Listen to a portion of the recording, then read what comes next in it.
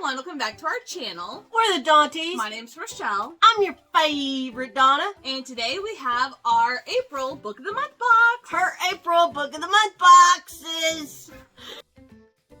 So if you don't know what Book of the Month is, it is a bookish subscription service where they will go through tons of new and early release titles and pick the ones that they think their subscribers would like best, and they choose anywhere from 5 to 7. And subscribers get to go on every month and pick a book that we want sent to us. Now, we can also pick up to 2 additional add-ons For $10. for $10 each, and they just have like this soft beta launch thing where certain people were recruited to get, I think, up to 4 additional add-ons. So Were you chosen? I was chosen. She was chosen. I have been chosen. Ooh, the claw. So I actually have the ability to pick one Book of the Month title for my main pick, and then I think 4 additional add-ons versus 2, like everybody else. Now, I only picked 3 add-ons. So I have a total of 4 books in my box. This account was not recruited to test that out. So it's okay. It's okay. Do you want to go first and open up your box? It don't matter to me. Good. Okay. Let's see what you got. Let's see what I got. And I will leave our link down below if you want to try out Book of the Month for yourself. It will definitely help us out. So click on the link if you want to try that out for yourself. And we always get a really cool bookmark every month. And then if we hit certain goals within the year, we get additional like gifts and things. So I'm excited. All right. The Only Survivors by Megan Miranda. Yeah, so this is the thriller pick for the month of April.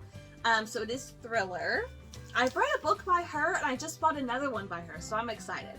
But the quick take on the website says, a group bound by a decades-old pact and survivor's guilt reunite at a remote island house in this taut, twisty tale. It's a non-linear timeline. It involves teens, whodunit, and it's rugged.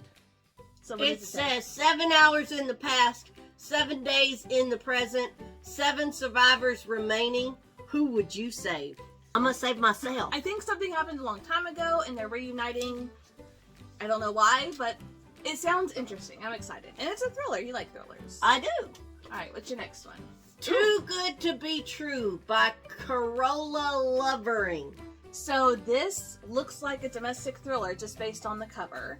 And this is an older one, so this was an add-on for this month that I chose. And it's one that I've had my eye on for a while.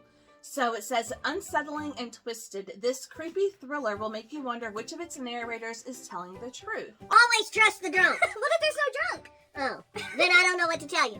Unreliable narrator, creepy, love triangle, and graphic violence. Yeah, that sounds like a domestic thriller. It says 1 love story, 2 marriages, 3 versions of the truth. So I'm excited to read that one for sure. Cause Maybe you'd want to read it too. Maybe, because you always know there's 3 versions of the truth. There's what this one says, and what really happened. But you may never know. Trust the drunk. Somehow the drunk always knows. Oh my gosh. All right, and then the last book I put in her box is another thriller, and it's by an author that she wrote one of my favorite thrillers that I read last year, which is Behind Her Eyes. So I'm excited for another book by her, and this is called Cross Her Heart by Sarah Pinborough. It says 3 women, 1 big secret, and the betrayal that threatens to destroy their lives. It's psychological, it's scary, multiple viewpoints, and an unreliable narrator again. Trust the drunk. Okay, what does that say? Promises aren't meant to be broken.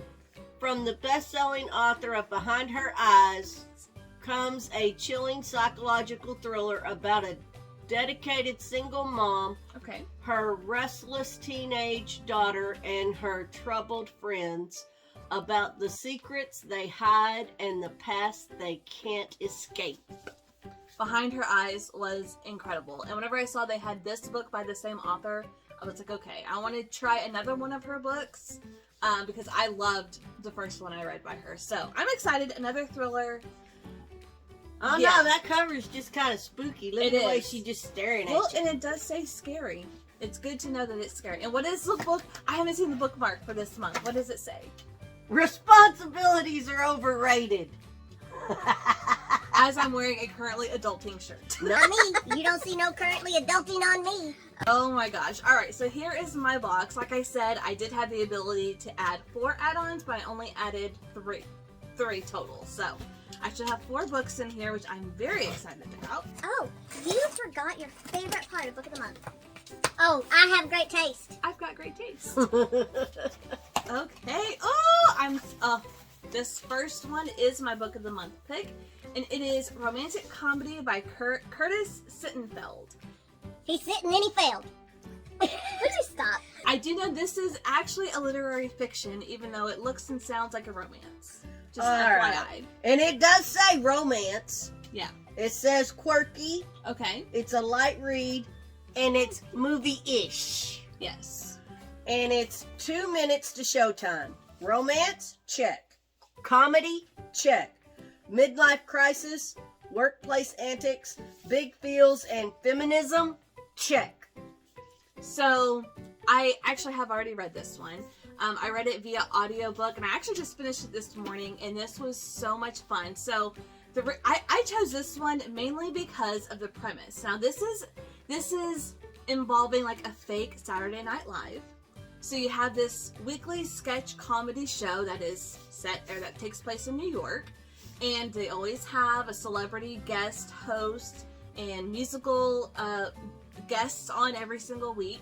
And we're following one of the writers of this show, and one of the sketch comedy writers, and she is basically looking at a Pete Davidson type of character where he's not all that great looking, but yet he gets all like the super hot models. Yeah, how does that happen with him? Right. So she, at the very beginning of this book, she's like, okay, that would never happen in reverse, where a super hot guy would go for someone like her who's, you know, funny, but is not the greatest looking.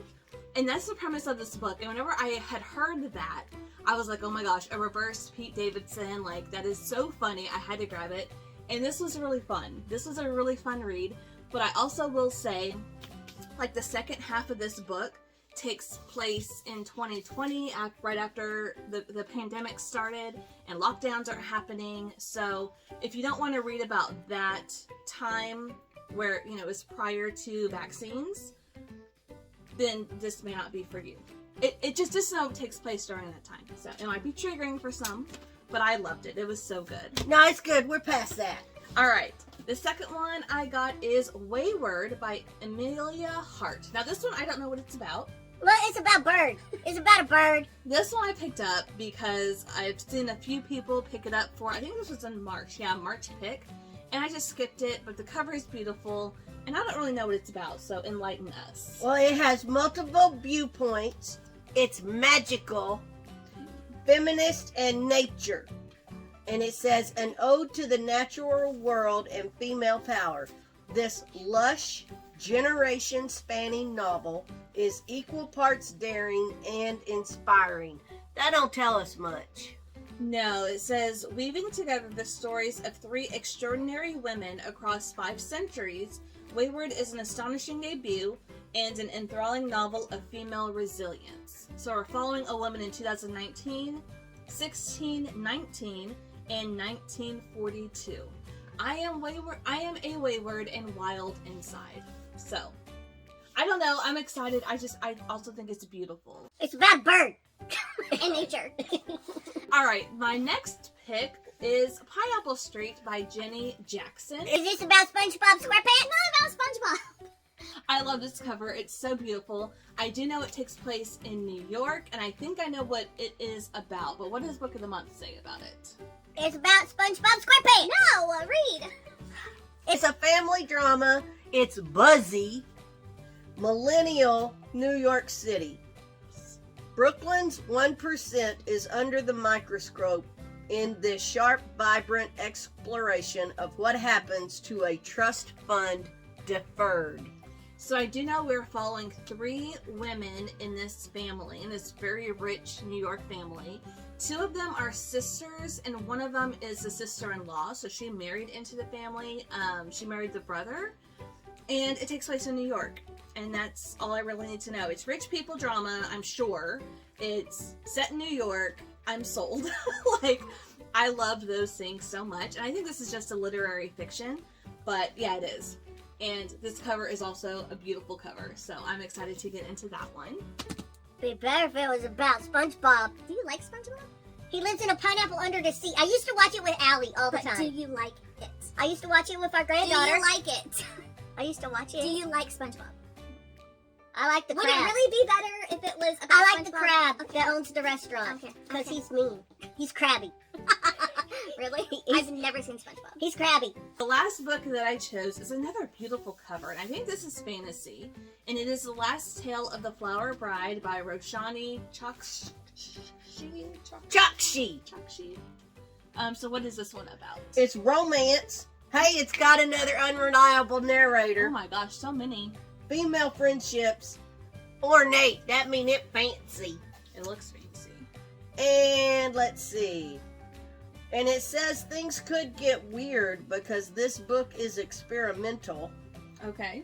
And it's this lush gothic fairy tale follows the moment when a dreamy marriage risks transforming into a childhood nightmare. Uh-oh. Sumptuous gothic-infused story about a marriage that is unraveled by dark secrets, a friendship cursed to end in tragedy, and the danger of believing in fairy tales. Uh-oh. So, I'm not huge on fantasy, but there are some that I have really enjoyed, so I thought I'd give this one a try, and because it's another beautiful cover. I don't know. I don't like, I've discovered I'm not a huge fan of, like, gothic tales. The gothic books that I've read have been gothic horror, and they've been okay, but I thought a gothic fantasy, I would try it out and see what I think. So I'm excited for that one. And then, of course, I also have Responsibilities Are Overrated. I like this bookmark. I don't like being responsible. I know. So here is a look at the books that I chose for our Book of the Month boxes for the month of April. Leave a comment down below. Let us know which books you chose or which ones of these have you read. Some of these aren't out yet as of filming. I know The Only Survivors is not out yet, and Romantic Comedies just came out a couple of days ago. So I'm excited to get into these. Let us know what you pick. Let us know what you think. And if you want to try Book of the Month for yourself, I will leave our link down below. That would really help us out a lot. But that's going to do it for us today. Thank you guys so much for watching, and we'll see you in our next video. Bye! Bye.